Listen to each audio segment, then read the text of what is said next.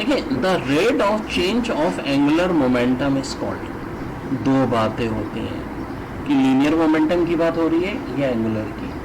Linear होता तो answer force होता, एंगुलर है तो आंसर टॉर्क हो जाएगा। फिर कह रहे हैं Young modulus of wire is equal to, तो करेक्ट आंसर होगा stress upon linear strain, stress upon linear strain.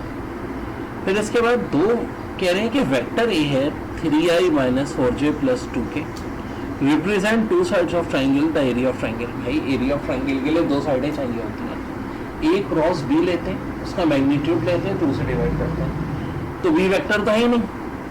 अगर एक ही वेक्टर दिया होगा तो इसका मतलब है एरिया ऑफ ट्राइंगल हमेशा क्या होगा, 0 होगा, तो इसका आंसर क्या हो जाएगा, 0। इसके बाद ball is thrown vertically upward at 40 metre per second, after 1 second the velocity of the ball is, 1 second के बाद वेलोसिटी ऑफ बॉल। अब तक दो बातें, वर्टिकली जा रही है, अपवर्ड क्या था ऊपर, अपवर्ड जाती है ना, तो एक्सेशन ड्यू टू ग्रेविटी 9.8 कम होता है, 40 में से 9.8 कम कर दो यानी आंसर हो जाएगा 30.2। ठीक है जी। हाँ जनाब, जो ये न्यूमेरिकल्स हैं मैंने सारे अलग से सॉल्व किए, अलग से उनकी वीडियो बनाई है। कार्नेट इंजन का है जैसा कि वर्ब बिटवीन, तो इसका हमने आंसर निकाला है अलग से, 0.317 आ जाएगा। इसी तरह रेडियो, हाँ अब ये तो ओरल हो जाएगा। देखो, radio station broadcast waves of 2000 kilohertz, find its wavelength. 2000 kilohertz आपको वेवलेंथ दी हुई है। फ्रीक्वेंसी हमेशा बराबर होती है लाइट अपॉन वेवलेंथ, लेकिन जब हम रेडियो टीवी स्टेशन की बात करते हैं तो वेलोसिटी क्या लेते हैं, 3 × 10⁸। आपको वेवलेंथ कितनी दी हुई है मेरे भाई, 2000 किलो हर्ट्ज का मतलब क्या है, 10⁻3, 3 और 3 60, 3/2 × 100, 3/2 क्या होता है बेटा, 1.5, 100 से मल्टीप्लाई कर दें कितना हो जाएगा, 150। आंसर इसका आ जाएगा 150, यानी कि ये वाला हमारा हो जाएगा 150 मीटर। इसके बाद पूछ रहे हैं गैमा रेज आर, तो भाई क्या होते हैं, फोटोन होते हैं गैमा रेज। फिर एक इक्वेशन दी है beta equal to del V V del T, it show that coefficient of cubical expansion depend upon. Coefficient of cubical expansion किस पे डिपेंड करता है, टेम्परेचर पे और ओरिजिनल वैल्यू पे और चेंज इन वॉल्यूम पे। तो इसका मतलब आंसर क्या हो जाएगा, ऑल ऑफ दिस। देखिए कांस्टेंट का न्यूमेरिकल ये भी मैं अलग से ही कराऊंगा, और ये एक फ्रीक्वेंसी का सवाल दिया हुआ है। इसके बाद है लाउडनेस डिपेंड्स अपॉन। हाँ भाई, लाउडनेस किस किस पे डिपेंड करती है,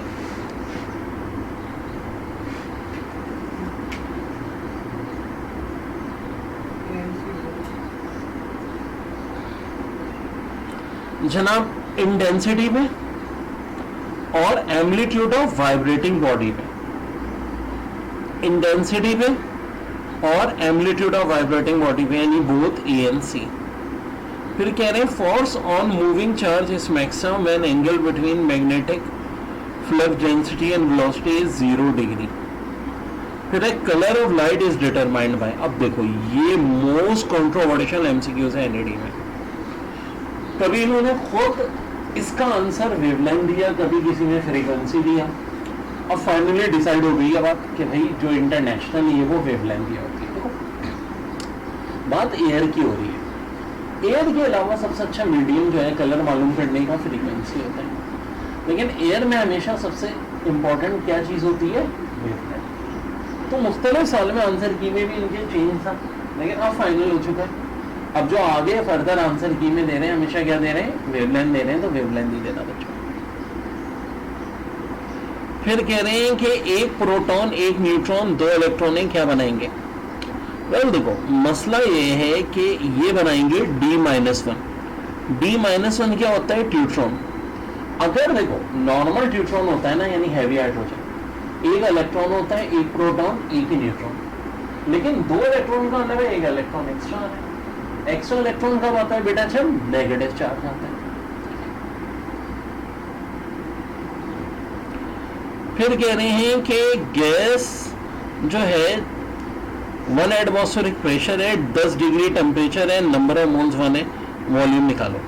यार अगर 0 डिग्री होता ना, थोड़ी सी अकल यूज करो, तो आंसर आता 22.4 dm3। बड़ा मशहूर है हमारा पीवी इक्वल टू एनआरटी में 22.4, जो कि मीटर में हो जाता 0.224। तो देखो जो से जब 0 की जगह 10 डिग्री है ना, तो 0.224 से थोड़ा सा बढ़ना चाहिए। एक ही ऑप्शन है जो इससे थोड़ा बड़ा है, और वो क्या है 0.322। इसके बाद है total internal reflection occur when light come from, अब ये बड़ा है मैं, डेंसर टू लाइटर मीडियम। मिसाल मैंने किसकी बताई कि भाई डेंसर थी, पानी मीडियम डेंसर है, एयर जो है वो लाइटर है। तो लाइटर की जगह ना कभी कभी रेयरर का वर्ड यूज होगा, तो आप लोगों ने घबराना नहीं है। The force applied on a body give rise to torque along the axis of rotation. फिर चलो एक दो देखें आंसर की में मिस्टेक्स भी होती हैं, तो ये एनईडी में अच्छी बात है कि मार्क्स दे देते हैं लोग। 1.5 सेंटीमीटर इरेक्ट इमेज है, 3 से डिवाइड करें तो ऑब्जेक्ट डिस्टेंस आ जाएगा 0.5। अच्छा जी 1 और 2 सीरीज में कनेक्ट है, ठीक है।